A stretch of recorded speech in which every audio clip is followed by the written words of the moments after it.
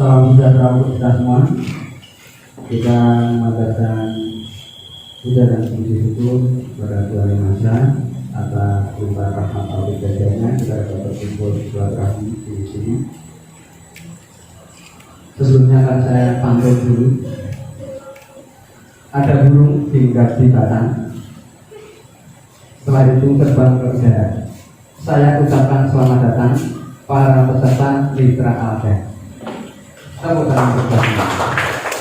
Yang nanti Dr. Yopi, kemudian pemateri yang juga nanti Bapak Rangga, Pak Sunadi, kemudian Bapak Ibu yang berkenan pada hadir pada kesempatan hari ini. Kita berbahagia sekali karena kita akan memulai acara untuk seminar kesehatan bagaimana membangun aset yang begitu mahal pada saat ini, yaitu adalah kesehatan. Di mana paradigmanya atau mindset yang selama ini orang mengesampingkan bahwa kesehatan itu mungkin hanya sekedar, tapi padahal itu aset yang sangat mahal sekali untuk kita semuanya. Apalagi dengan suasana seperti ini, suasana COVID ini menjadikan orang berpikir bahwa kesehatan itu sangat mahal harganya. Bapak yang hormati, ini kita akan memulai acara. Nanti acara yang akan kita laksanakan yang pertama adalah pembukaan. Ini nanti dilanjutkan sambutan barangkali kalau dari tuan rumah. Kemudian kita langsung ke materi pertama. Nanti Bapak Yobi dari Finansal Empes. Kemudian dilanjutkan dengan tanya jawab. Setelah itu ada materi kedua dari Pak Rangga Wasikasi selaku CEO Agapak. Kemudian acara yang terakhir untuk Bapak yang kami hormati, marilah acara pada pagi siang hari ini. Ini mohon maaf waktu sebenarnya dalam jam 10 karena berbagai hal kita baru bisa mulai pada jam ini. Ini segera akan kita mulai dan saya mewakili tadi sudah saya maksud Mbak Enda mewakili dari tuan rumah. Ini sangat berterima kasih sekali atas kehadiran Bapak Ibu semua pada kesempatan hari ini dan mengucapkan selamat datang untuk acara seminar kesehatan pada siang hari ini. Dan apabila dalam penyambutan untuk kehadiran Bapak Ibu Saudara pada siang hari ini ada kekurangan yang dimanapun, kita mohon maaf yang sebanyaknya. Untuk itu kita menginjak pada pemateri pertama kepada Bapak Dr. Yobi. Waktu selanjutnya kami persilakan mulai.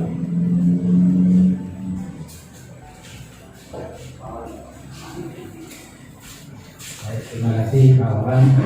Assalamualaikum warahmatullahi wabarakatuh. Terima kasih. Salam sejahtera buat kita semua. Sebelum saya memulai acara kita mulai bersama-sama, mari kita berdoa dulu.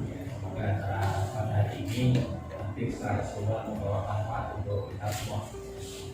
Berdoa kami.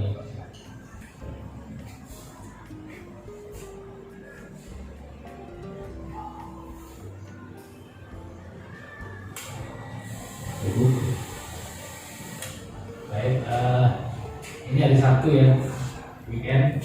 Jadi saya tidak akan membuat semakin tegang. Tadi tegang semua ya, saya juga ikut tegang jadinya. Oke, sebelumnya perkenalkan dulu, saya Dr. Yopi dari Nanda Ardisa. Namanya pakai Ardisa memang asli Ardisa ya. Ada yang pernah kerja di toko? Pernah ya? Atau pernah dengar minimal ya? Saya sih ada. Oh iya, terus ya setiap hari? Hari barusan dari kelas.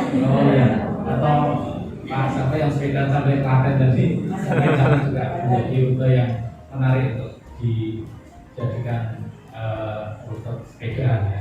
Asli saya sana, daerah sana ya. Tapi sebelum ganti, saya memang benar orang bisa. Baik, Bapak Ibu yang hadir di sini maupun yang berada di lokasi masing-masing melalui online ya. Hari ini hari Sabtu, saya sekali lagi tidak akan membuat kita semakin tegang, kita akan santai ya, berdiskusi mungkin, dan mungkin setelah dari sini nanti lebih relax ya. Jadi buat modal energi pada hari Senin yang akan datang. Itu harapannya. Dan pada hari ini saya berterima kasih kepada Bang Rangga yang sudah diajak saya lagi. Jadi beliau ini teman lama saya, sudah lama tidak bertemu, apalagi di zaman pandemi ini. Tapi alhamdulillah masih kontak melalui WA ataupun telepon. Dan saya hari ini tidak akan memberikan mungkin seminar kesehatan seperti yang Bapak Ibu bayangkan ya. Saya hanya akan menyajikan data, fakta ya, yang terkait dengan kesehatan kita. Ya. Jadi judulnya pun tidak ada baunya kesehatan sama sekali. Investasi yang sebenarnya. Jadi kita akan berdiskusi sebenarnya apa sih yang perlu kita investasikan untuk diri kita, untuk keluarga kita, untuk masyarakat sekitar kita, untuk saudara-saudara kita. Itu yang akan kita saya lepas masker ya, ternyata nggak bisa bernafas. Jadi apa yang perlu kita investasikan dalam menunjang kesehatan diri kita pribadi, keluarga kita, kemudian saudara-saudara kita, orang-orang sekitar kita. Nah, investasi yang sebenarnya ini adalah bagaimana kita membentuk diri kita mulai dari awal itu menuju ke dalam kondisi yang sehat. Ya. Apakah kita saat ini yakin dalam kondisi sehat? Bapak Ibu? Yakin ya, yakin sehat ya. Kenapa? Karena masih bisa beraktivitas saya. Pernah cek lab? Belum pernah. Kira-kira kalau dicek lab masih punya kesulitan yang sama tidak Pak? Belum tentu ya. Baik ya. Kita mulai dengan slogan pertama saja ya. Baik ya. Ya, Bapak Ibu sekalian, ya, ada hal yang menarik dari jurnal yang dikeluarkan oleh Wall Street ini. Ya. Ada pertanyaan di awal paragrafnya. Ya. Bagaimana kalau kita menginvestasikan $1, gajinya itu $160? Atau gini, ibu-ibu, bapak-bapak di sini, misalkan menginvestasikan 1 juta. Tapi akan jadi 160 juta dan ini benar-benar artinya memang benar kalau 1 juta adalah 160 juta. Kira-kira Bapak Ibu akan investasi apa enggak? Kalau nggak punya uang kira-kira direwangi nyari uang apa enggak? Yakin ya? Ini pasti nih kalau Bapak Ibu punya 1 juta kasih saya, nanti tak kasih 160 juta. Seperti itu gambarannya. Kira-kira mau nggak? Mau ya. Kalau itu berlaku kelipatan, kira-kira Bapak Ibu akan menyetor ke uang saya berapa? 10 juta? Enggak ya, berapapun yang duitnya tak kasih Pak. Ya, tapi dikalikan 160 juta kembaliannya. Betul ya? Ya, begitulah investasi yang sebenarnya seperti itu. Kita memberikan modal yang sedikit akan dapatkan yang banyak, itulah investasi. Nah, ini bukan bilang tapi betul. Di jurnal disampaikan bagaimana jika $1 itu bisa bernilai $160. Ternyata kuncinya apabila $1 itu diinvestasikan untuk nutrisi. Jadi kalau kita punya uang $1, kita investasikan untuk nutrisi kita akan dapatnya $160. Gimana caranya Pak? Ya, gimana caranya? Ya, ini ditulis di sini, saya copy, ini sudah disampaikan bahwa ini hasil penelitian. Ya. Oke, silakan selanjutnya. Nah, bahwa di Indonesia, kita dari mana ya? Di Indonesia ya. Bahwa di Indonesia, di situ setiap $1 yang diinvestasikan untuk nutrisi yang lebih baik di Indonesia itu dapat menghasilkan $166. Kalau di Filipina $153. Kalau di India $134. Ini nyata. Jadi kalau Bapak Ibu punya $1 diinvestasikan ke nutrisi, hidupnya di Indonesia itu jadi $166. Uang 1.000 jadi 200.000. Nah, hitungnya gimana? Hitungnya dengan itu, dengan rasio biaya dan manfaat. Biaya yang kita keluarkan dan manfaat yang kita dapatkan. Ya. Kalau Bapak Ibu nanti bisa memahami ini, maka Bapak Ibu akan bisa berpikir ternyata memang perlu investasi. Ya. Ketika kita membayarkan 1 bulan jadi 166 bulan. Jadi hitungnya adalah dengan membandingkan biaya yang dikeluarkan untuk memperbaiki gizi setiap individu atau keluarga kita, ya. Kemudian dibandingkan dengan manfaat yang akan diberikan oleh anak-anak kita, keluarga kita, ya, yang akan menjadi sehat. Jadi kalau mereka sehat, mereka akan menjadi tumpuan bagi dirinya sendiri, keluarga, masyarakat, dan akan menjadi tumpuan bangsa kita. Bapak Ibu nanti bisa setting ya bahwa 2045 kita itu akan menjadi negara yang sangat besar. Indonesia emas itu akan terjadi pada tahun 2045. Jadi di sini sampai ada logo selamatkan Indonesia emas atau selamatkan generasi emas Indonesia pada tahun 2045. Kenapa bisa terjadi seperti itu? Kenapa? Karena pada tahun 2030 nanti tinggal 9 tahun itu akan terjadi namanya bonus demografi di Indonesia. Artinya apa? Penduduk di Indonesia itu yang usia produktif akan jauh lebih besar daripada penduduk yang tidak produktif. 70% penduduk Indonesia nanti adalah usia kerja. Jadi pada masa itu kalau kita tidak menyiapkan dari sekarang menuju generasi yang sehat, pintar, maka otomatis pada saat itu justru akan membebani negara karena penduduknya banyak, harusnya produktif, tidak produktif karena sakit atau karena tidak pintar. Ya. Sehingga Bapak Ibu sekarang sudah bisa menarik kesimpulan bahwa investasi $1 pada saat ini itu pada saat nanti bonus demografi itu kalau benar-benar dimanfaatkan akan menuju ke Indonesia emas pada tahun 2045 dengan investasi di sini. Sudah bisa masuk ya, $1 dari 166 bulan. Gambarannya seperti itu Bapak Ibu sekalian. Jadi artinya bahwa kebutuhan nutrisi saat ini itu adalah mutlak. Ya. Ini yang saya tulis adalah hasil dari para ahli ekonomi yang tergabung dalam Global Business Journal. Nah, ada satu lagi di slide berikutnya kita lihat. Ya. Ada 2 profesor ahli kesehatan dan ekonomi, ya, ahli gizi dan ahli ekonomi yang ditugaskan juga sama untuk menghitung. Ya. Beliau menyampaikan bahwa pengembalian tadi kalau dengan ngasih saya $1, pengembalian yang saya kasih $160. Ternyata beliau betul-betul melakukan dari usia konsepsi 1 hari sampai anak usia 2 tahun itu diberikan nutrisi yang terbaik. Ternyata pengembaliannya itu antara 45 sampai 160 bulan dari 1 bulan. Jadi usia emas golden periodnya pada usia 1 hari pas terjadi pembuahan sampai 1000 hari selesai minum ASI itu adalah masa-masa paling kritikal untuk generasi yang akan datang. Kalau untuk Indonesia emas 2045 berarti saat ini belum lahir usia produktifnya. Ya, kalau usia produktifnya usia 20, 21 sudah mulai produktif ya. Kalau mereka SMK bisa produktif usia 18. Jadi saat ini belum lahir. Ya, masih belum direncanakan.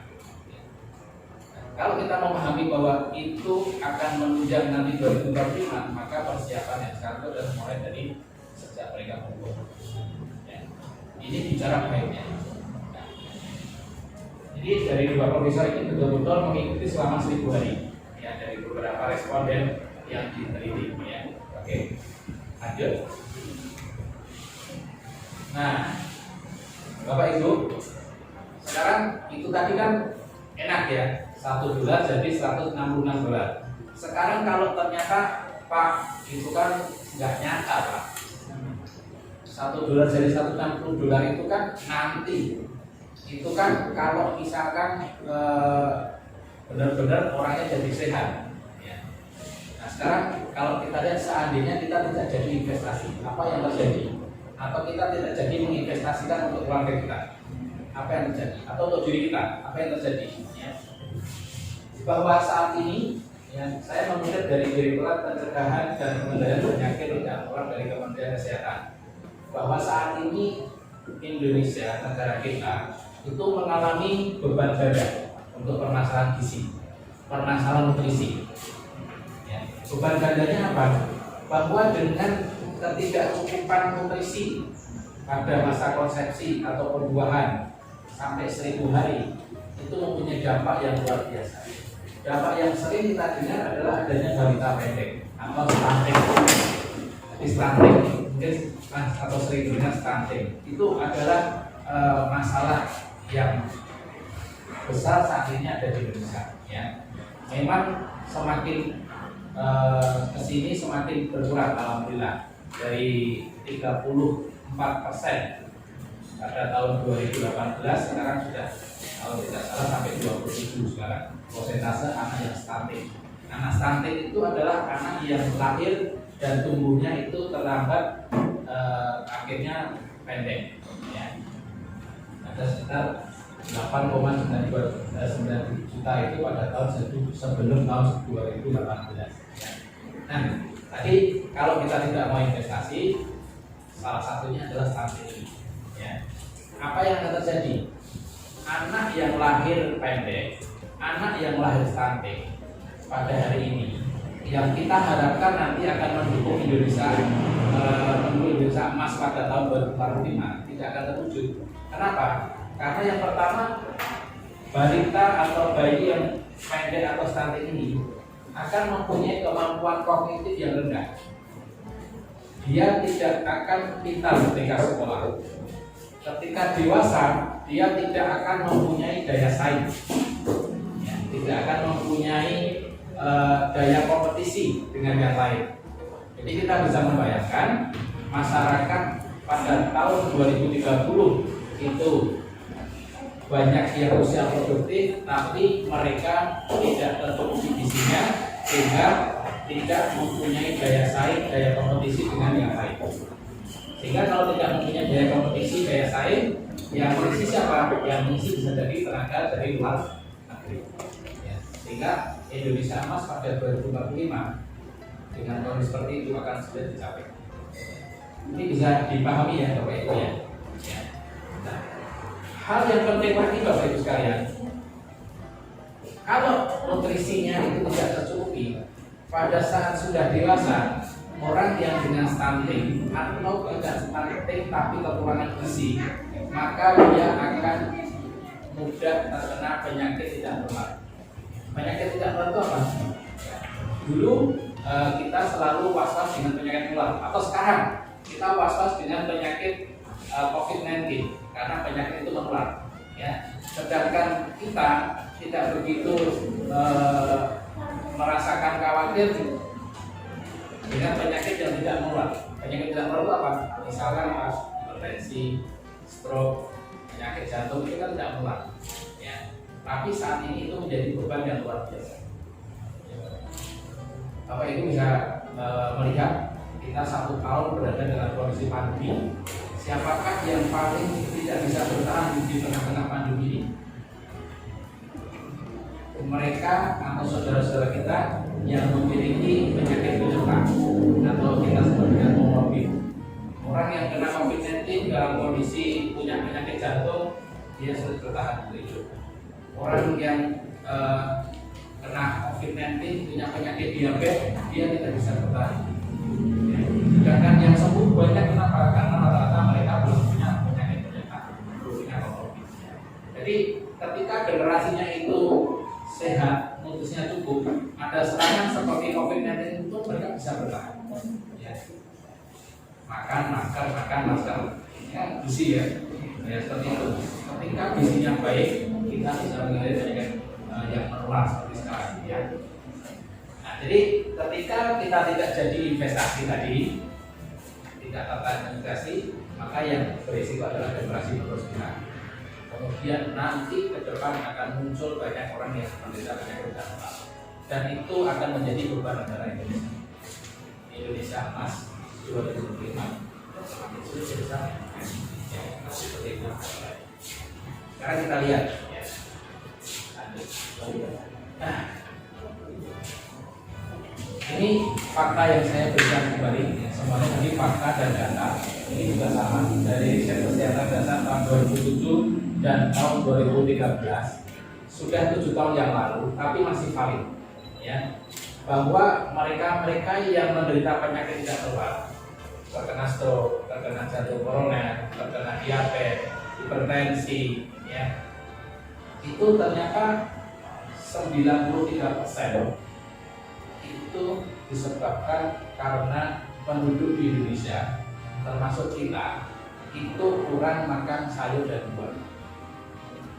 Ada yang yakin sudah cukup makan sayur dan buah? Belum ya? Berarti kita mempunyai potensi untuk menderita penyakit tidak menular, karena ini merupakan salah satu faktor resiko yang paling besar. Ya, jadi termasuk generasi muda kita, apakah mereka juga suka sayur dan buah? Generasi muda kita, udah ya, Steak namanya.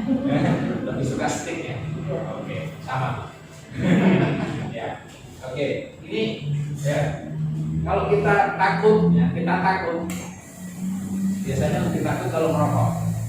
Kita sudah yakin, seyakin-yakinnya kalau kita merokok atau orang lain merokok itu akan mengganggu kesehatan. Tapi kita tidak pernah mengkampanyekan kalau kita nggak makan sayur dan buah itu akan sakit, enggak ya? Enggak sama sekali ya. Tapi kalau rokok kan kencang di mana-mana kampanye. Ya, padahal hanya 30%. Ya. Kemudian aktivitas fisik juga. Ya. Tadi Pak siapa Pak yang sepedaan sampai Klaten Pak? Pak Bambang ya. Setiap minggu pasti sepeda. Sabtu minggu luar biasa. Ya. Itu termasuk aktivitas fisik yang disengaja untuk sehat. Selain senang ya, senang itu membawa kesehatan juga ya. Ya, selain hobi. Kalau tadi tak tanya PP 50 kilo. Aduh, kalau saya bisa istirahat 3 hari Pak. Ya, juga umumnya ya 3 hari belum sembuh. Oke, lanjut. Nah, Bapak Ibu sekalian, ini fakta lagi ya yang perlu saya sampaikan. Kenapa Bapak Ibu saat ini harus fokus kepada penyakit tidak menular, baik untuk diri kita, keluarga kita maupun untuk orang di sekitar kita. Kita lihat grafiknya Bapak Ibu. Pada tahun 90, ya, Direktorat Pencegahan dan Pengendalian Penyakit Tidak Menular dari Kemenkes ini yang mendata sampai tahun 2015. Tahun 90 itu penyakit menular itu masih mendominasi. Penyakit paru-paru, TB, ya, penyakit demam berdarah itu masih mendominasi. Ya. Kemudian pada tahun 2000 ini sudah mulai bergeser. Penyakit tidak menular sudah mengungguli penyakit menular, tapi masih agak imbang. Ya. Dan kita lihat pada tahun 2010 ini sudah sangat dominan penyakit tidak menular. Jadi kalau Bapak Ibu saat ini mendengar tetangga saudara meninggal, ditanya, kok meninggal sakit apa? Rata-rata sakitnya apa? Ini ya. Oh, sekali kena stroke. Oh, diabetes sudah lama. Gitu ya. Gitu ya. Sekarang dominasinya gitu kan, betul. Yang sekarang penyakit yang terjadi adalah penyakit yang tidak menular. Ya. Jadi Bapak Ibu sekalian, tidak ada salahnya kita sudah mulai memikirkan bagaimana jangan sampai penyakit tidak menular ini memasuki tubuh kita, tubuh keluarga kita, tubuh saudara-saudara kita. Ya. Lebih baik hidupnya panjang tapi sehat daripada hidupnya panjang tapi menderita penyakit tidak menular. Ya. Sangat tidak enak. Kenapa sangat tidak enak? Nanti kita bahas satu persatu. Ya. Baik, kita lanjutkan. Ini data, ya. Nah, ini saya berikan fakta yang terbaru yang saya ambil dari WHO, Badan Kesehatan Dunia. Ya, fakta-fakta kunci yang bisa kita dapatkan di sekitar kita mungkin juga sama. Yang pertama faktanya adalah penyakit tidak menular atau PTM itu membunuh 41 juta orang setiap tahun, ya. Atau setara dengan 71% dari semua kematian. 71% orang yang meninggal di dunia ini itu karena penyakit tidak menular, bukan lagi karena penyakit yang menular seperti TBC, kemudian demam berdarah dan sebagainya. Ya. Faktanya seperti itu. Kemudian bahwa setiap tahun 15 juta orang meninggal karena penyakit tidak menular antara usia 30 sampai 69. Ya. Di mana 85%-nya dari 30 sampai 69% ini disebut dengan kematian prematur. Artinya meninggal pada usia muda, usia produktif. Ya. Saat ini Bapak Ibu sudah menemui orang yang menderita stroke usia 30-an, orang yang menderita diabetes, penyakit gula usia 30-an. Semakin lama semakin banyak yang menderita, semakin lama semakin muda yang menderita. Betul ya Bapak ya? Jadi itulah fakta yang terjadi saat ini. Dan juaranya adalah penyakit jantung kardiovaskular. Ini adalah mendominasi penyakit tidak menular. Dimulai biasanya dengan hipertensi, ya, tekanan darahnya meningkat oleh berbagai macam faktor sehingga akhirnya menjadi komplikasi ke jantung, ke ginjal dan sebagainya. Ya. Banyak hal tadi yang menyebabkan PTM, ya, penyakit menular. Salah satunya adalah yang saya ajukan berkaitan dengan diet, nutrisi tadi. Ya. Jadi nanti Bapak Ibu akan saya simpulkan dari depan lagi dengan bahasa yang mungkin yang paling bisa dinarasikan lebih pendek ya. Tapi pemahaman secara lengkap tadi saya kira sangat dibutuhkan Bapak Ibu untuk bisa memahami nanti narasi pendeknya. Ya. Nah Bapak Ibu ini yang terakhir ya, bahwa deteksi dini. Ya, tapi termasuk Bapak Bunga, saya kira ya itu termasuk deteksi dini ya. Karena kalau kita tidak merasakan sakit, tidak merasakan tidak nyaman dalam tubuh kita tidak punya inisiatif untuk memeriksakan diri. Ya, maka kita perlu deteksi dini. Seseorang yang menderita penyakit kanker, terutama serviks ya, bagi para wanita yang sangat rentan terkena kanker serviks, ketika stadiumnya sudah lanjut, berapapun uangnya, kita sudah tahu hasilnya. Ya, tapi sebenarnya cukup dengan pemeriksaan deteksi dini dengan IVA atau dengan pap smear itu sudah bisa mendeteksi lebih awal. Ketika dideteksi lebih awal, itu pengobatannya menjadi lebih mudah. Sehingga deteksi dini sangat penting. Kemudian termasuk screening ya, kemudian pengobatan yang saya lakukan ya. Jadi orang yang sudah menderita penyakit hipertensi biasanya akan mengkonsumsi obat-obatan dalam jangka waktu yang lama. Orang yang sudah kena diabetes dia akan mengkonsumsi obat selamanya. Dan seperti itu. Ya, obatnya 1 bulan dikasih sekali karena diminum setiap hari. Ya, untuk pengobatannya. Apabila sudah terkena salah satu penyakit tidak menular. Orang menderita penyakit jantung minum obatnya terus-terusan seperti itu. Ya. Nah, dengan adanya deteksi dini, screening kita sudah tanda-tanda misalkan tensinya masih pre-hipertensi, kita langsung bisa menolak. Kankernya pada stadium 1 kita masih bisa menolak, ya, sehingga diharapkan akan berhenti di situ, tidak berlanjut ke stadium yang lebih berat. Ya. Nah, kemudian yang berikutnya apabila ini sudah dilakukan, yang terakhir adalah paliatif. Ya.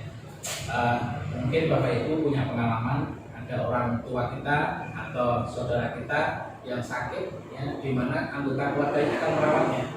Ya, apabila orang tua kita stroke, satu rumah dengan kita, otomatis kita akan melayani. Ya, akan berusaha beliau tetap bisa berekreasi dan sebagainya.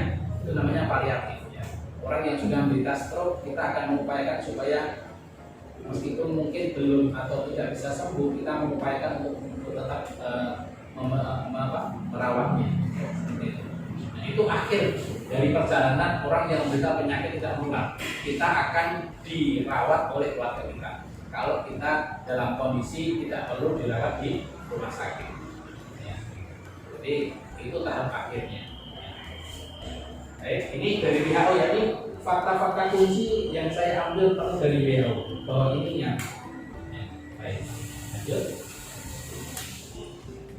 Nah, ini dampaknya. Bapak Ibu, kita kembali ke investasi tadi yang 1 bulan. Kalau kita tadi akhirnya belum punya mindset bahwa $1 itu namanya investasi itu pasti berjangka. Tidak bisa masih $1 sekarang nanti sore dapat $166. Itu namanya lotre. Karena di kopiak nanti sore kan gitu. Ya, tapi kalau investasi itu pasti ada prosesnya. Nah, kalau kita tidak mau mengikuti, yang berat itu kan prosesnya itu, mengikuti prosesnya. Ya. Kalau kita tidak mau mengikuti prosesnya itu, resikonya ini, dampaknya ini, terkena penyakit tidak menular. Orang yang terkena penyakit tidak menular pada usia 34 tahun misalkan, ya, usia 34 tahun itu berarti usia masih sangat produktif ya, masih bertumbuh untuk karir. Ya. Tapi kalau sudah menderita penyakit hipertensi, sudah menderita penyakit diabetes, yang terjadi ini, yang pertama akan membutuhkan perawatan jangka panjang. Minimal akan ke rumah sakit sebulan sekali untuk kontrol. Kalau tidak cukup mungkin bisa jadi seminggu sekali harus kontrol. Sehingga akan menyita waktu, konsentrasi untuk berobat.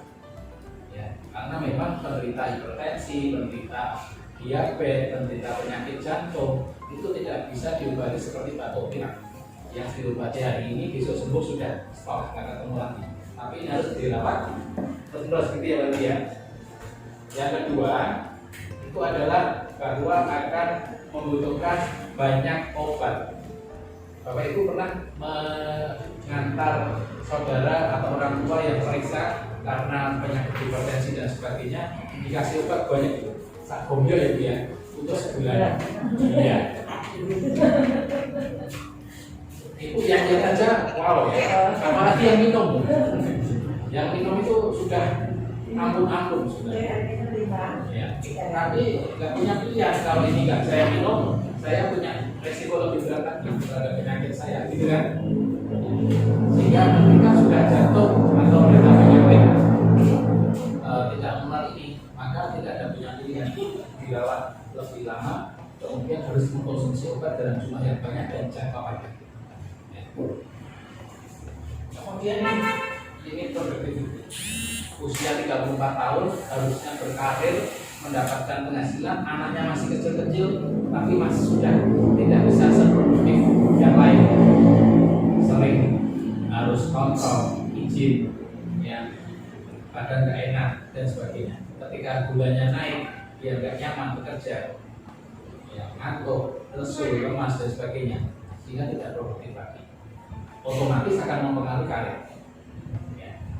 Usia masih 34 tahun, anak baru aja lahir, ya, seperti itu. Jadi luar biasa dampak dari penyakit tidak menular. Kemudian cost finansial bagi kosong.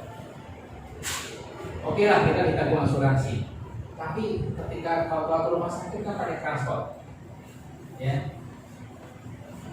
Kalau pulang mampir beli bakso, misalnya, ya, atau perlu harus malah rujukan keluar kota, akan menyita uang belanja.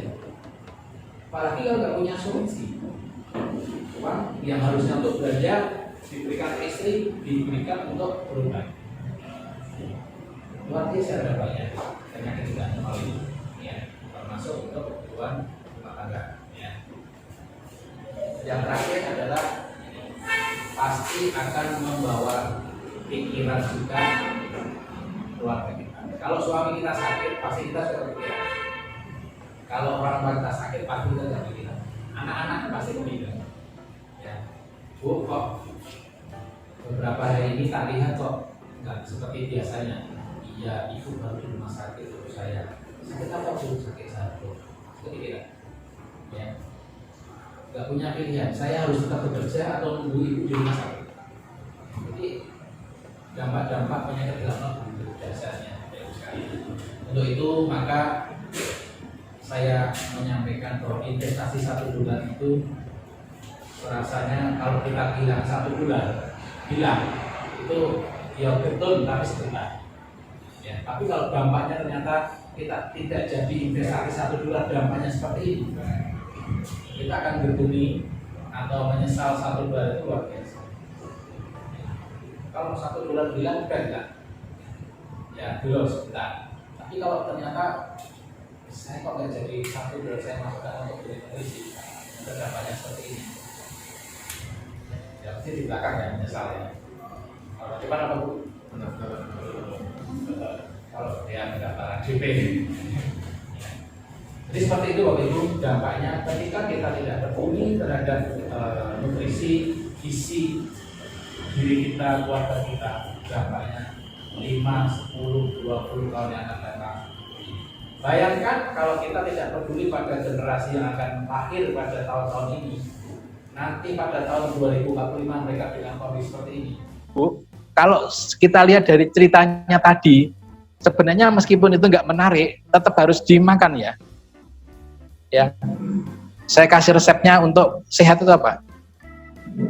Semakin enak makanan yang kita konsumsi, semakin manja lidah kita terhadap rasa makanan, semakin tidak sehat makanan yang kita masukkan dalam tubuh kita. Resepnya itu. Makanya nggak menarik, karena ini memang menyehatkan. Nggak menarik. Ya. Tapi kalau yang enak-enak dilihat tadi nggak menarik sekali ya. Oke. Saya maklum ya, karena memang kita masih punya kebiasaan dan kita sekarang hidup di zaman yang serba cepat. Ya, nggak sempet Pak mau masak, ya akhirnya fast food. Ya.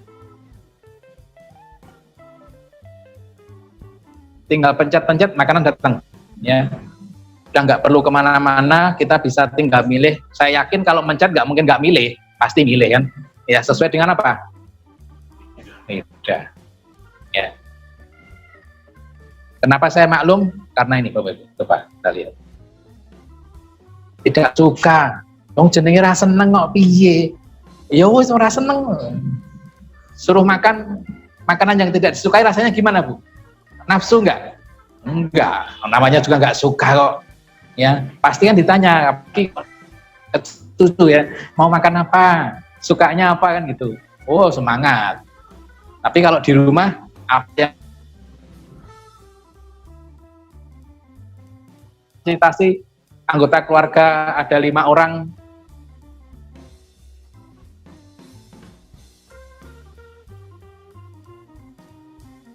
ya kesukaannya abang, kadang kesukaannya adik, kadang kesukaannya ayah yang gitu kan, tidak bisa memfasilitasi kesukaannya masing-masing. Nah, ketika makanan nggak suka ya kita tidak begitu bergairah untuk mengkonsumsinya, ya karena berdasarkan suka dan tidak suka. Yang kedua nggak enak, ya suka belum tentu enak, ya enak belum tentu suka. Tapi kalau tidak enak, ya kita pasti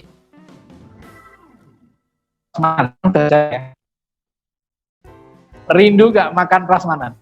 Rindu ya. Kalau makan prasmanan udang, Bu. Oh, berarti saya sudah bisa menebak Ibu suka udang, betul ya? Nah, apalagi yang diambil paling banyak? Gulai kambing. Sudah bisa menebak sukanya gulai kambing, ya. Kalau sukanya banyak, yang belum habis sudah ngelirik sana cepet-cepet, cepet keburu habis soalnya, ya. Wajar, manusiawi. Karena kita berpikir makanan yang kita makan harus enak. Kalau tidak enak, ya enggak, ya dilewati aja. Tidak alami. Ya, ini jarang yang memperhatikan. Tapi sebenarnya kalau Bapak Ibu perhatikan saat ini Bapak Ibu, apa yang kita makan sehari-hari itu semakin lama semakin tidak alami. Ya. Saya tinggal di desa, dulu itu saya itu masih sering makan nasi yang dimasak nenek saya kemarin. Saya makan, dia masak pagi, besok siang saya masih bisa makan tanpa dimasak lagi. Belum ada rice cooker. Apa? Satunya rice cooker apa? Belum ada magicom, belum ada magic jar. Waktu itu ya cuma dikasihkan di wakul gitu sudah. Kalau sekarang Bapak Ibu kalau masak nasi meskipun dikasihkan magic jar sekalipun, masak pagi ini, masak nanti sore gimana? Kuning, kering, kalau dimatiin sudah basi. Ya. Karena apa? Kualitasnya sudah semakin tidak alami, semakin jelek. Ya, seperti itu. Contohnya seperti itu. Belum pengawet perasa pewarna yang sekarang sangat dominan. Nggak hanya untuk anak-anak, untuk kita juga suka sebenarnya. Ya, seperti itu. Tidak sempat, ya. Ya tadi tinggal pencet dapat kok. Kecuali masak silakan, biasanya gitu. Tapi kalau praktis ya apalagi pagi kedua orang tua suami istri bekerja semua ya nggak sempat. Ya. Terus suruh makan buah dan sayur mahal, betul nggak? Sekarang itu kan kita nyari yang praktis, murah, kenyang. Bekal untuk bekerja pada hari ini. Ya. Apakah kita pernah memikirkan apa yang kita makan tadi atau hari ini mengandung banyak gizi, tercukupi nutrisinya? Semakin enak makanan yang kita konsumsi, semakin tidak tercukupi gizinya. Duh, tadi katanya Pak Yop itu ngajak nggak tegang kok malah jadi ngajak susah kayak gini, nggak makannya bingung ya. Ya.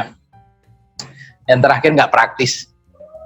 Ya, konsumsi buah-buahan. Ya kalau sudah sampai kantor harus ngupas dan sebagainya. Ya, kalau lagi jalan-jalan ke mall, masa ya ngupas buah. Apalagi tulis tidak boleh bawa makanan dari luar. Aduh, tambah bingung ya.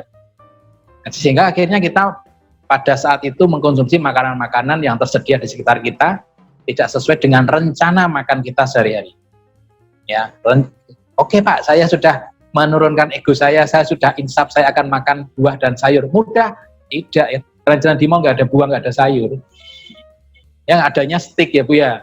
Nggak ada. Jadi akhirnya kita jadi nggak praktis untuk memenuhi kebutuhan gizi kita. Ya. Jadi Bapak Ibu sekalian, ini semua selama ini yang menjadi hambatan kita. Ya, kita tidak bisa menyalahkan diri kita, keluarga kita, saudara-saudara kita, karena memang kondisinya seperti ini, ya. Sehingga kita harus punya solusi nantinya. Bagaimana kita bisa mencukupi gizi kita, tetapi aktivitas kita tetap dilakukan dengan bahagia. Ya. Quote yang bisa saya sampaikan ini: utamakan raga daripada rasa. Utamakan raga kita daripada rasa. Ya. Kalau Bapak Ibu pengen belajar yang pertama, ini tehnya manis semua ya. Ya, memang sudah terbiasa manis. Ya. Nanti coba sekali teh tawar. Ya, kalau memang suka teh, ya. Menikmati teh itu tanpa gula. Menikmati kopi tanpa gula juga ya. Katanya gitu. Ya. Tapi kalau nggak terbiasa, ya sama, nggak enak. Tapi kalau sudah terbiasa tanpa gula, kasih gula, nampak di sini. Ini termasuk hanya masalah kebiasaan. Jadi pola makan Bapak Ibu sekalian, bagaimana kita konsumsi sehari-hari saat ini, itu tidak lepas dari apa yang kita lakukan setiap hari. Sehingga kalau kita mau merubahnya butuh kemauan yang keras, butuh untuk beberapa saat menahan rasa tadi, sehingga kita akan lebih mengoptimalkan raga kita. Ya. Seperti itu Bapak Ibu sekalian. Ya. Jadi sekarang pertanyaan saya, penting nggak $1 kita investasikan? Masih ragu-ragu? Penting nggak? Ya, oke, saya ulangi berarti. Kalau $1 itu hilang, kita nggak menyesal lama-lama. Paling cuma sebentar. Sekarang kursnya berapa sih $1? 16.000. 16.000 ya. Ya 16.000 itu kalau di Solo buat parkir 5 kali habis. Ya kan? Apalagi ibu-ibu kalau belanja ke sini terpaut 5.000 pindah sana, terpaut 3.000 pindah sana. Padahal akhirnya terpautnya hanya 2.000 kan itu. Nah, tapi parkirnya habis 15.000. Pindah gitu. Tapi kalau $1 tadi ternyata kita investasikan menjadi kita terhindar dari penyakit tidak menular, worth it nggak? Cocok nggak? Cocok. Ya, jadi harapan saya Bapak Ibu, baik yang di sini maupun sedang online, Ya, mulai sekarang kita peduli nutrisi yang masuk dalam tubuh kita. Ya, tidak perlu ekstrim mengubah pola makan kita, tapi kita mulai sadar diri bahwa kita butuh nutrisi untuk menjaga kesehatan kita. Ya, kalau tadi kita membicarakan mulai dari konsepsi, ya sekarang saya sudah terlanjur dewasa, Pak. Tidak ada kata terlambat. Ya, apabila kita tidak mulai dari sekarang, kita juga akan terlambat, akan datang penyakit-penyakit yang saat ini belum ada di tempat kita. Ya, kita masih bisa cleansing. Ya, katakanlah dosa-dosa makanan kita yang lalu itu masih bisa kita cleansing, kita gantikan dengan pola makan yang benar untuk saat ini. Ya, begitu Bapak Ibu sekalian yang saya sampaikan. Mohon maaf bila ada yang kurang berkenan ya. Jadi tidak dekat-dekat amat dengan medis, tapi harapan saya kita sudah mulai mempunyai pola pikir yang sama terkait dengan investasi kesehatan yang paling berharga itu apa. Ya, itu Bapak Ibu, terima kasih Pak Wawan. Assalamualaikum warahmatullahi wabarakatuh.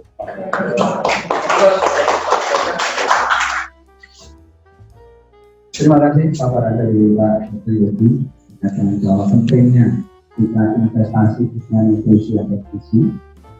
Untuk sesi berikutnya ini tanya boleh, tidak apa-apa. Monggo dari Pak Haji yang hadir atau yang online.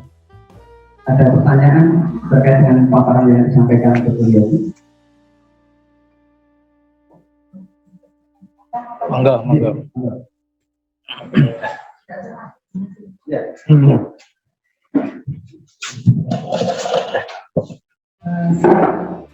Selamat pagi Pak Ibu. Pagi.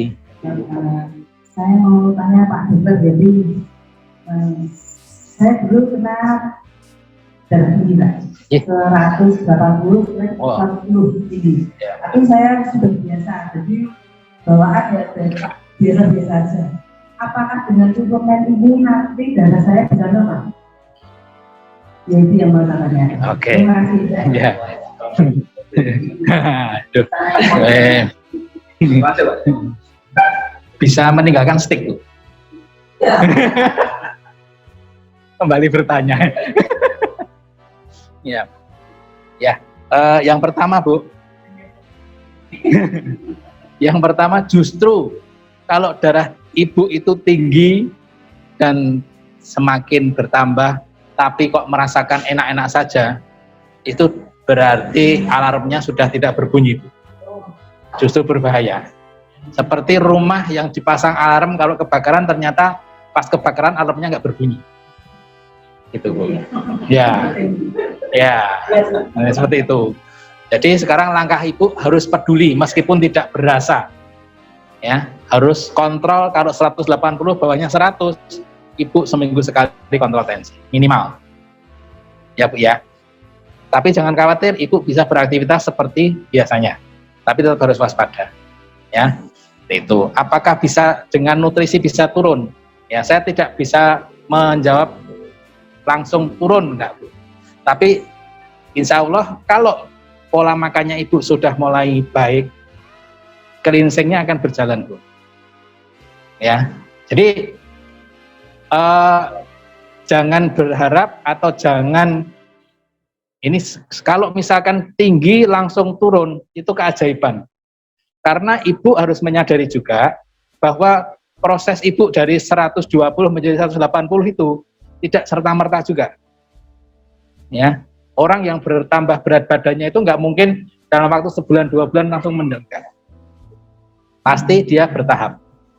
Begitu juga tensinya Ibu. Untuk turunnya juga seperti itu Bu. Ya, tapi untuk memastikan Ibu biar yakin melakukan, Ibu akan jauh lebih baik memberikan nutrisi yang cukup untuk tubuhnya daripada tidak ketika tensinya seperti itu. Itu Bu. Ya, syukur-syukur kembali ke normal. Ya. Oke, itu ya Bu ya. Sekarang usia berapa Bu? 52, masih panjang Bu. Ya. Amin. Ya. Mungkin ada yang lain? Monggo. Oh, monggo.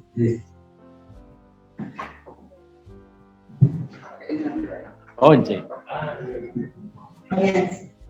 Oh, sebentar. Ini nyantol. Iya. Sudah dengar.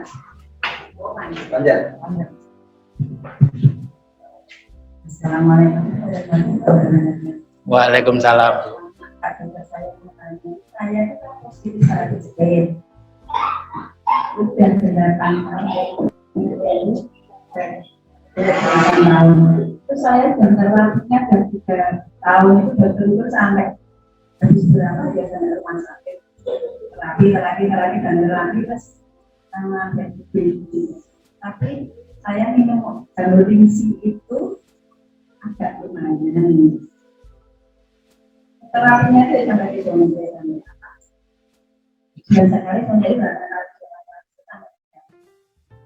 dan sekarang saya minum juga 4 hari ya baru 4 hari saja dan saya ingat itu yang Ya. 4 hari itu. Supaya saya minta sarannya harus saya minum yang mana? Ya. Terima kasih kepada Nggih, matur nuwun. Salah satu aja kayak itu ya. Berdengung. Terima kasih. Terima kasih Ibu Asma. Bu Sri Lestari. Ya. Yang masih dirasakan apa, Bu? Saya itu naik tangga sama jalan itu Koyok ya. Oh ya. Ya, saya akan menjelaskan atau menjawab secara medisnya, Bu ya. Jadi ketika sarafnya itu kejepit, bahasa awam kita atau bahasa sehari-hari kita itu akan rilis ketika posisinya kembali ke semula, Bu. Dengan apa? Dengan syarat tidak mengalami kerusakan. Jadi kita kalau kejepit itu kan binget ya. Pernah kejedot apa-apa binget gitu ya. Nah, itu kan kemudian kembali lagi ke semula. Nah, dengan syarat sarafnya juga sama seperti itu, Bu. Jadi ada reposisi kembali ke semula dan posisinya itu tidak mengalami kerusakan. Nah, itu akan kembali normal seperti semula, Bu. Itu ya. Nah, kalau dalam kondisi kerusakan meskipun sudah kembali tapi rusak, maka gejala-gejala itu tetap ada. Ya. Jadi meskipun tidak kegencet, tidak kejepit, tapi kok rusak, maka berarti kan bentuknya sudah rusak ya. Nah, itu masih gejala. Nah, tapi pada saat kejepit kemudian ada bekas jepitannya itu, nah itu kan butuh kembali ke semula, Bu. Nah, mungkin yang Ibu konsumsi nanti mungkin Pak Rangga yang lebih bisa menjelaskan. Kalau itu biasanya tidak bisa kembali secara sempurna dengan nutrisi yang memang dibutuhkan untuk mengembalikan posisi sarafnya itu, maka otomatis akan kembali semula sehingga Ibu merasakan nyaman tadi ya. Jadi secara awamnya gitu, Bu. Jadi ketika kejepit posisinya kembali ke semula, dia butuh menghilangkan bekas jepitannya, yang mempercepat adalah nutrisi tadi. Karena dia akan membangun sel menjadi baik kembali. Seperti itu, Bu ya. Nggih. Jadi kalau diteruskan apa enggak ya teruskan mong baik. Nggih, gitu. Nah, nanti Pak Rangga.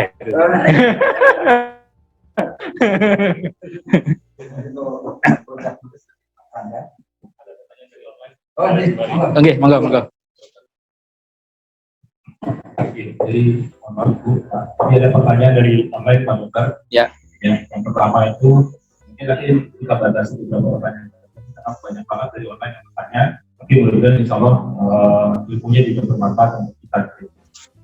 Dari Pak Rangga Wisnuwardana dari Depok, izin bertanya untuk kista jenis endometriosis, apakah benar tidak bisa hilang? Dan kiranya bagaimana untuk uang bisa hamilnya? Apakah makanan atau minum apakah ada makanan atau minuman yang dipakai jadi pantangan untuk dikonsumsi, Pak? Mohon sarannya. Ya. Dari Pak Rangga. Oh ya. Ya, terima kasih Pak Rangga. Namanya sama ya. Sama.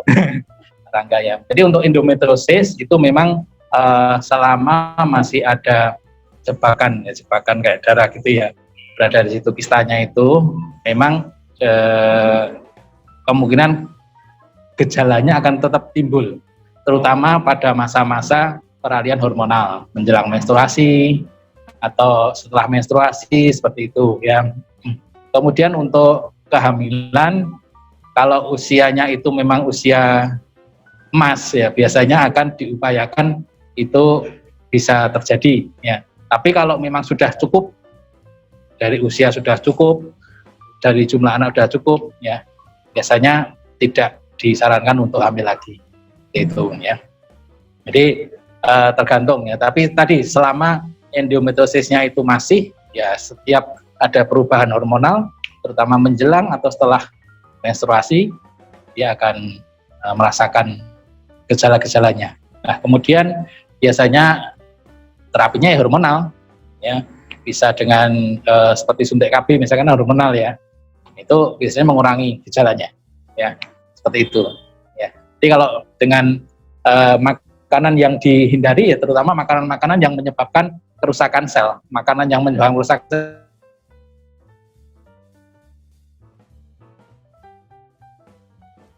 awet, pewarna ya. Kemudian sama makanan-makanan yang teroksidasi, jadi yang diolah berkali-kali ya. Jadi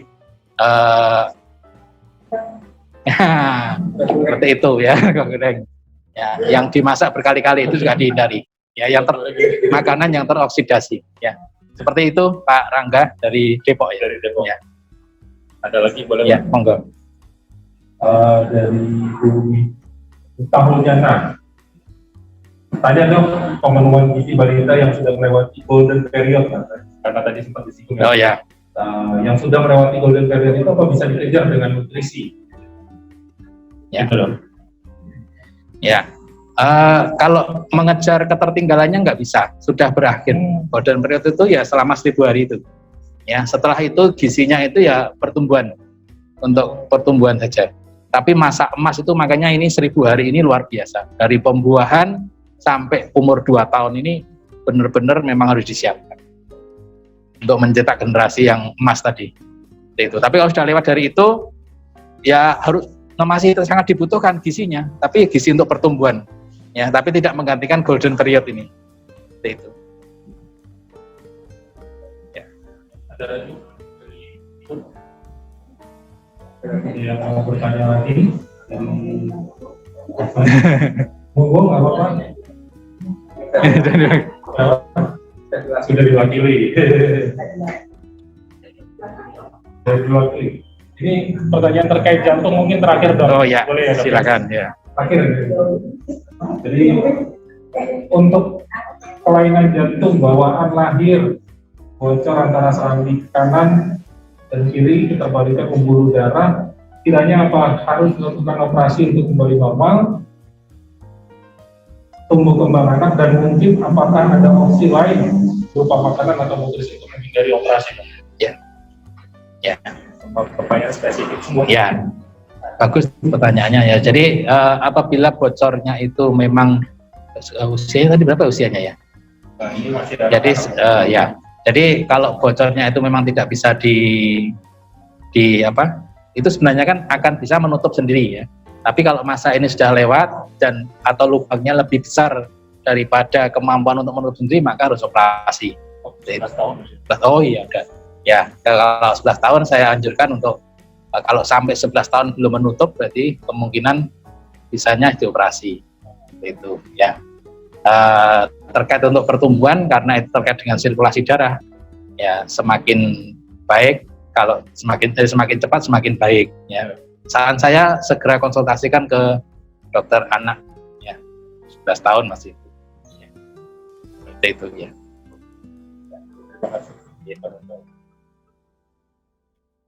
Terima kasih.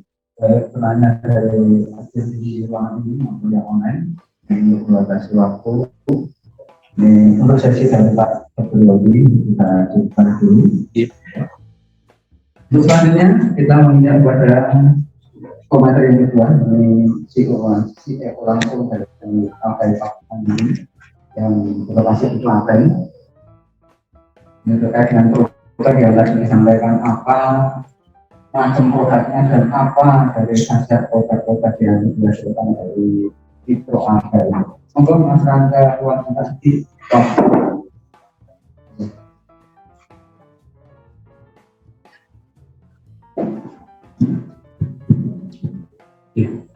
Assalamualaikum warahmatullahi wabarakatuh. Waalaikumsalam warahmatullahi Atau sekarang jenjang karir. Jadi, kebetulan terima kasih Pak Dokter, terima kasih Yes, termasuk yang dari online juga. Kebetulan memang acara ini acara pertama. Jadi baru pertama kali ini kita buat virtual seminar seperti ini. Jadi offline-nya, offline sih sering. Cuman ini baru kali ini kita buat offline dan online berjalan bersama di dalam. Jadi ada satu partisipan gitu ya, yang peserta yang antusias terhadap materi yang kita soalnya. diprotes. Oh iya. Jadi harus pakai doping, Mas.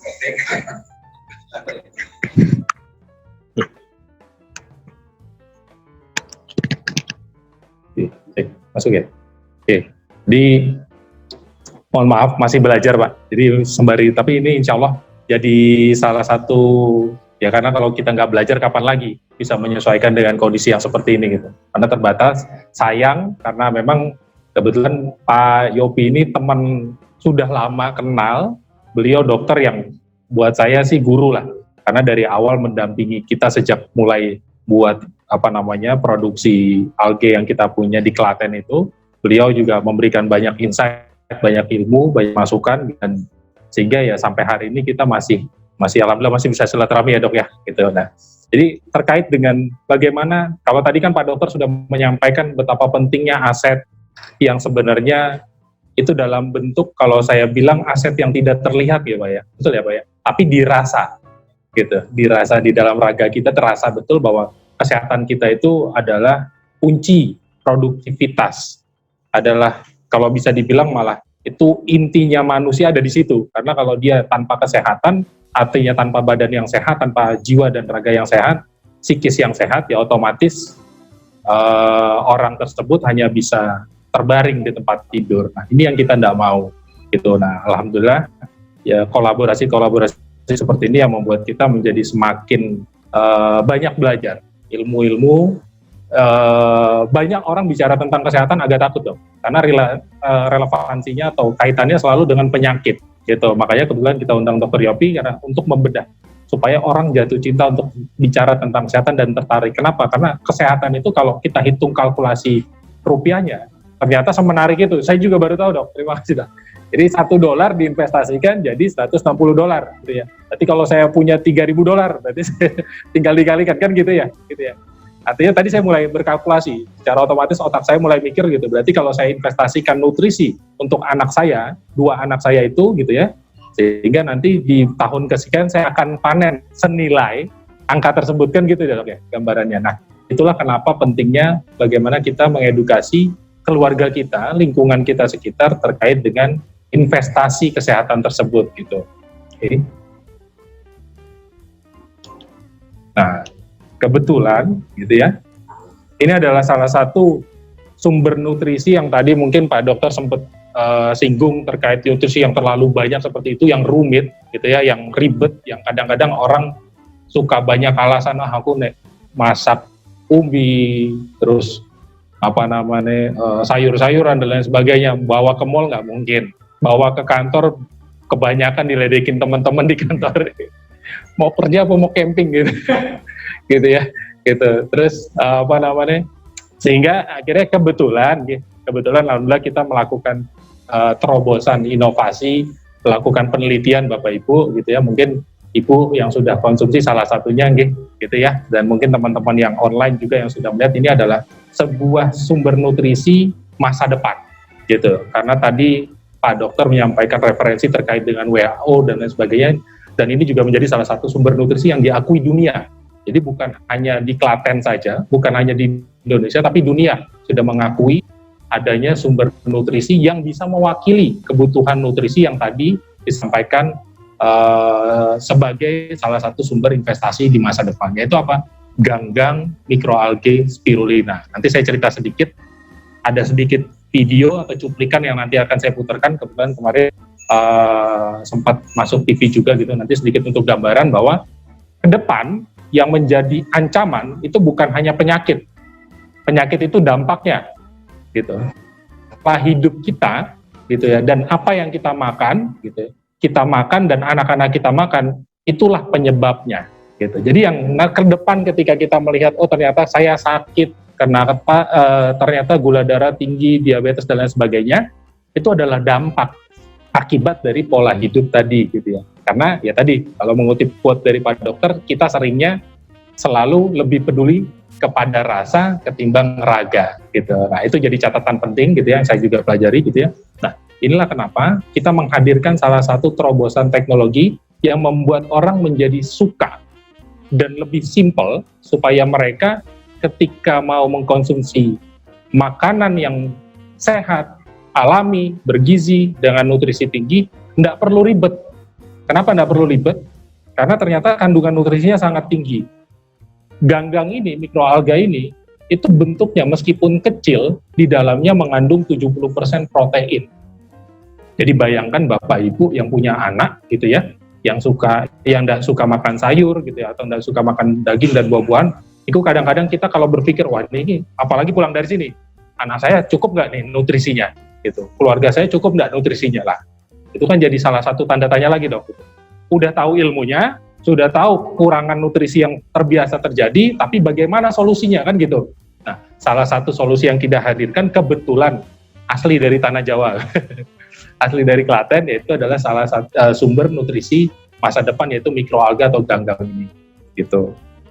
Oke. Nah, kenapa tadi saya bilang sebagai sumber nutrisi masa depan, gitu ya? Karena mikroalga ini memiliki kandungan nutrisi yang sangat kaya, Bapak Ibu, gitu ya. Dia memiliki kandungan nutrisi yang sangat kaya, memiliki kandungan protein, mineral, zat besi, bahkan pigmen di dalamnya yang juga bermanfaat bagi tubuh kita, Bapak Ibu sekalian. Mas Alfas. Jadi salah satu manfaat yang paling krusial itu adalah dia memberikan asupan protein bagi pertumbuhan sel tubuh kita. Jadi bicaranya sudah sel tubuh nih. Jadi, tadi yang Pak Dokter sampaikan terkait dengan bagaimana sel tulang belakang dia saraf kejepit yang mengalami jepitan terus membutuhkan regenerasi sel. Salah satu fungsi dari protein tersebut adalah merangsang, mempercepat proses regenerasi sel tubuh, gitu ya. Jadi terkait dengan pertanyaan tadi gitu ya, bagaimana caranya supaya suplemen ini, bagaimana cara kerja suplemen ini atau mikroalga tersebut? Dengan injeksi protein dengan kandungan asam amino yang lengkap, itu dia akan memberikan stimulus untuk mempercepat proses regenerasi sel tubuh, gitu ya. Dan ini berlaku untuk keseluruhan sel tubuh di jaringan tubuh kita. Kenapa? Karena ini adalah makanan sel. Kalau di luar negeri disebutnya cell food, gitu Bapak Ibu. Dan kalau bicara di luar negeri, ini sudah banyak sekali yang konsumsi, bahkan di luar negeri ini ya nyun sewu, gorengannya ya ini. Kalau di Indonesia gorengan ya versi gorengannya orang bule ya ini gitu. Karena buat mereka itu adalah sumber nutrisi sehari-hari. Nah, yang menjadi luar biasa kenapa akhirnya dia diakui sebagai sumber superfood masa depan, karena ternyata kandungan nutrisinya yang begitu kaya, itu 1 gramnya setara dengan nutrisi 1 kilogram sayur dan buah.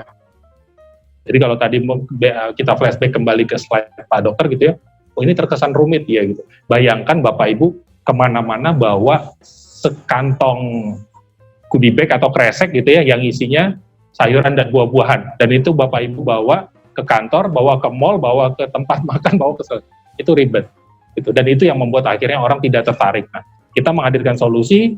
Cukup dengan 2 kapsul suplemen ini, maka sama dengan setara gitu ya, nutrisi 1 kilogram sayur dan 1 kilogram buah-buahan. Gitu. Itu yang meneliti kebetulan bukan kita. Kebetulan adalah lembaga-lembaga internasional seperti PBB, NASA, dan WHO. Gitu. Sehingga monggo. Jadi sehingga kenapa akhirnya baik gambarannya gitu. Di luar negeri mereka sudah sangat terbiasa mengkonsumsi ini sehingga membuat pertumbuhan mereka, pertumbuhan nutrisi dan lain sebagainya, pertumbuhan tumbuh kembang anak-anak mereka itu menjadi sangat produktif gitu ya. Nah, yang tidak kalah penting adalah suplemen ini saking tingginya nutrisinya itu digunakan oleh astronot dan para tentara-tentara yang berjaga di perbatasan, tentara-tentara yang notabene susah atau membutuhkan hal-hal yang praktis supaya mereka nutrisinya tercukupi dengan baik gitu. Nah, ini data yang tadi kurang lebih sama yang disampaikan Pak Dokter, betul bahwa Indonesia itu mengalami permasalahan dari sisi kesadaran untuk investasi kesehatan gitu. Kenapa?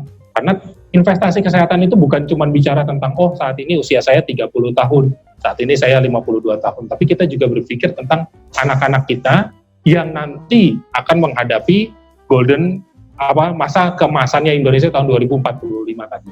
Sehingga harus disiapkan dari sekarang gitu. Nah, permasalahannya kalau kita terbiasa untuk tidak menginvestasikan kesehatan gitu ya di keluarga kita, di lingkungan sekitar kita gitu ya, maka anak-anak kita dan kita ke depan akan menjadi salah satu korban dari penyakit-penyakit yang tadi disebutkan Pak Dokter tadi. Itu gambarannya gitu Pak. Inilah kenapa investasi kesehatan itu menjadi sangat penting gitu. Bisa dibayangkan di Indonesia selama ini kalau kita tahu gitu ya. Ketika kita punya anak, anaknya sakit, orang tuanya pusing. Mikir kayak gimana caranya gitu ya, bagaimana apakah harus operasi dan lain sebagainya gitu. Tapi bayangkan begitu nanti anaknya insya Allah sehat dan sembuh gitu ya.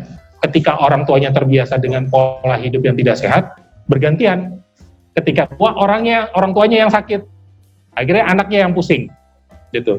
Tapi satu yang pasti adalah ketika anak sakit dan orang tua sakit, biaya yang dikeluarkan untuk operasi, untuk berobat dan lain sebagainya pasti keluar, gitu. Makanya tadi kalkulator saya sempat berhitung Dok, gitu. Oh ya benar juga, gitu. Jangan-jangan memang ini yang selama ini kita tidak sadari, gitu. Karena kita bicara kesehatan, tapi konversi ke uangnya nggak ke rupiahnya nggak ketemu rumusnya. Nah ini tadi ternyata dokter bongkar.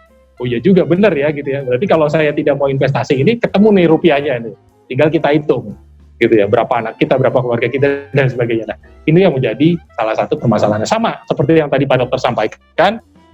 Kemenkes juga menyampaikan investasi terbaik adalah investasi di gizi dan kesehatan gitu. Nah monggo. Nah ini contoh-contoh realitas yang kita lihat dan dekat mungkin dengan lingkungan kita sehari-hari gitu ya, karena nyun sewu mungkin penderitanya juga semakin banyak, semakin bertumbuh sehingga mungkin semakin dekat dengan lingkungan kita, sama seperti COVID gitu ya. Harusnya kalau tadi saya mengutip sedikit dari apa yang disampaikan Pak Dokter, ketika kita takut dengan penyakit menular, semestinya kita lebih takut dengan penyakit yang tidak menular seperti ini gitu. Ketika kita punya tetangga, ternyata beliau positif COVID, kita langsung kunci kerangkeng rumah gitu ya.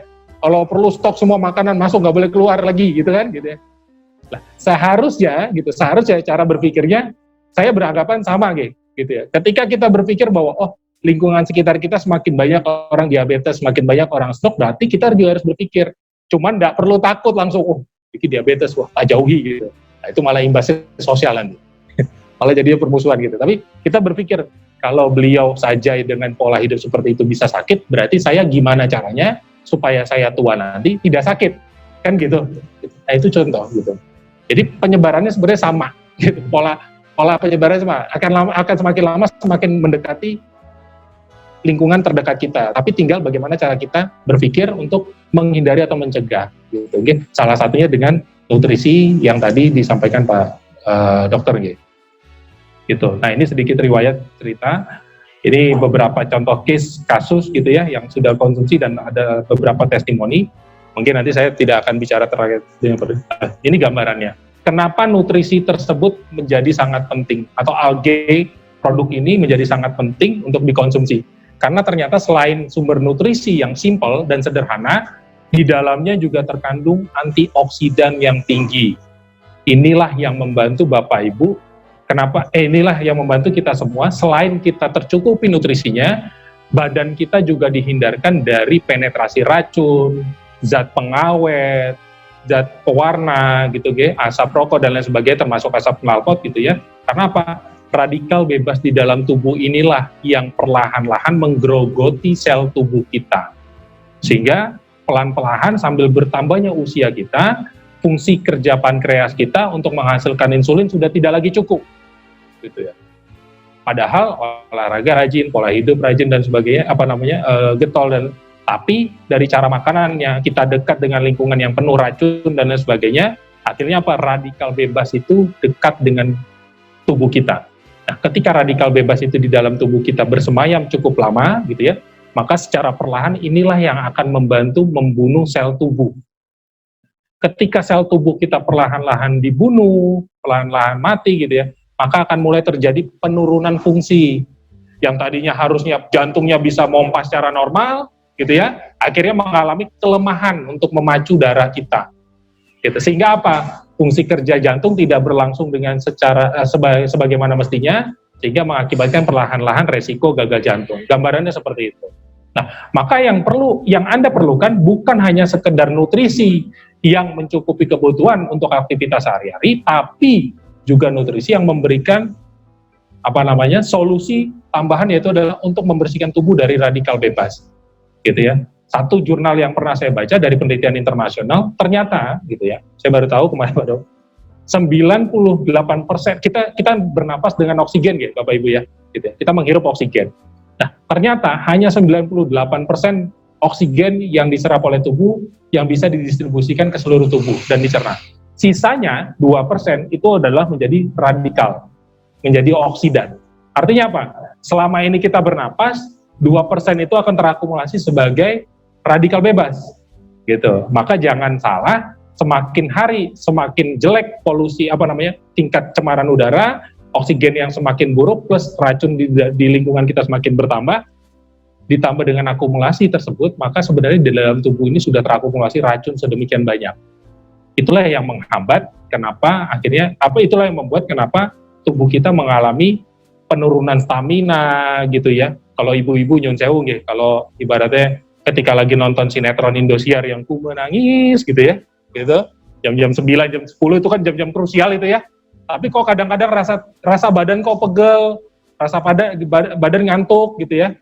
Suka ngerasa nggih, Bu? Ngantuknya luar biasa gitu. Kadang-kadang yang di kantornya juga suka nggih gitu ya. Nah, itu juga jadi salah satu parameter. Kalau tadi Pak Dokter bilang alarm, gitu ya, bahwa tubuh kita sebenarnya sedang kekurangan nutrisi, bahkan mungkin kekurangan air, gitu. Nah, salah satu lagi yang saya juga baca gitu ya dari jurnal penelitian bahwa ternyata ada semakin bertambahnya berkembangnya zaman, ternyata kebutuhan air manusia semakin bertambah. Kalau dulu kita diajarin di zaman sekolah, kebutuhan air kita sehari 2 liter. Gitu. Ternyata seiring berjalannya waktu, karena perubahan zaman dan lain sebagainya, ternyata air yang kita butuhkan itu adalah sebesar berat badan kita dibagi 20 atau 25 gitu. Nah, itu jadi salah satu tambahan informasi yang bisa didapat. Jadi inilah kenapa kita mengadakan edukasi seperti ini, supaya kita juga mengenal selain sumber nutrisi yang Anda perlukan, Anda juga memerlukan sumber antioksidan untuk memperbaiki sel tubuh Anda. Ketika sel tubuh berfungsi dengan baik, maka insya Allah yang tadi disebutkan investasi kesehatan tadi benar-benar terjadi. Kenapa? Dengan tubuh yang sehat kita bisa berbisnis, kita bisa membangun hubungan lebih sosial dengan baik, kita bisa kerja sehingga bisa ada jaminan peningkatan karir dan lain sebagainya seperti itu. Nah, itulah nilai yang tadi disebutkan Pak Dokter, yang $1 berbanding $160. Nah, tinggal kita mau investasikan berapa gitu. Ini mungkin beberapa testimoni, gambaran yang sudah kita kerjakan, dan alhamdulillah ini sedikit karena sudah azan gitu ya. Apa yang kita kerjakan, produk yang kita buat ini sudah tersertifikasi halal, BPOM, dan bahkan sudah mendapatkan pengakuan dari BPPT, dari Kemenristek gitu ya. Dan bahkan sudah alhamdulillah juga sudah diakui di tingkat nasional gitu ya. Yang terakhir masuk menjadi salah satu dari 112 inovasi terbaik di Indonesia, Pak Dokter. Gitu. Oke, mungkin sekian dari kami. Terima kasih banyak. Kurang lebihnya mohon maaf. Wassalamualaikum warahmatullahi wabarakatuh.